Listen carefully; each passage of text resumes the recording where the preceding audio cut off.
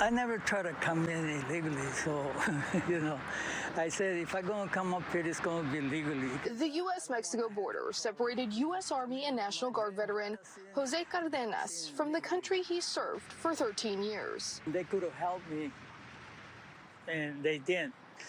They just let me, go. Cardenas was deported back to Mexico in 2009. I went to Lincoln High School. I went to Gomper Junior High and Sherman Elementary. He says he moved to San Diego when he was 7 years old after receiving a green card. After I got out of high school, they sent me a letter saying that I had to show up in LA for the physical.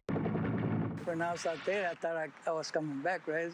But they put me in a bus and they sent me all the way to Fort Ord, California. Cardenas was drafted during the Vietnam War, but didn't have to travel overseas. He spent most of his time in training and then training cadets. He served for 4 years, and during that time, he got married and started a family. What I did, I went to school, and it was hard, because when you got a kid and a wife, and it was hard to get a job. He eventually got a job as a sheet metal worker until he says he got hurt and was laid off. Later, his son died, and he found himself struggling. Had problems with my head, I got in drugs and stuff. That ultimately led to his deportation.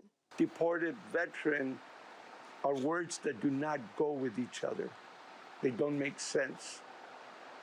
Deported veteran,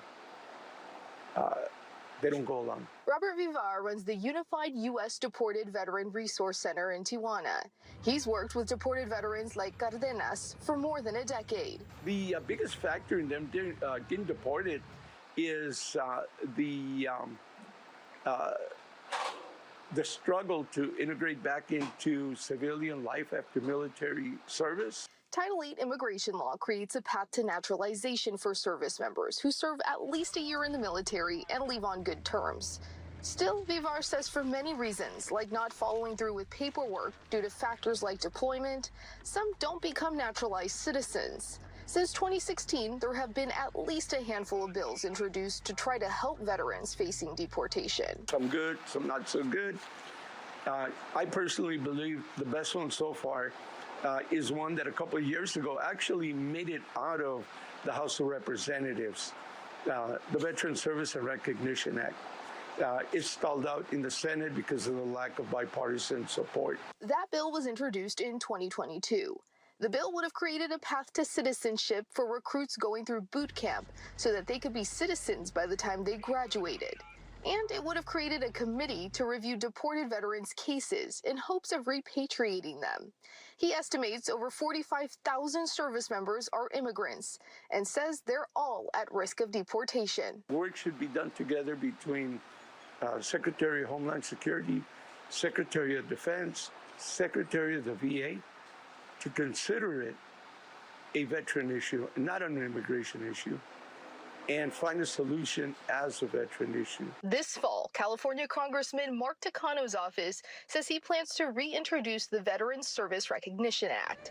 There is no official count of the number of deported veterans, but Vivar estimates there are about 500 he and other organizations know of.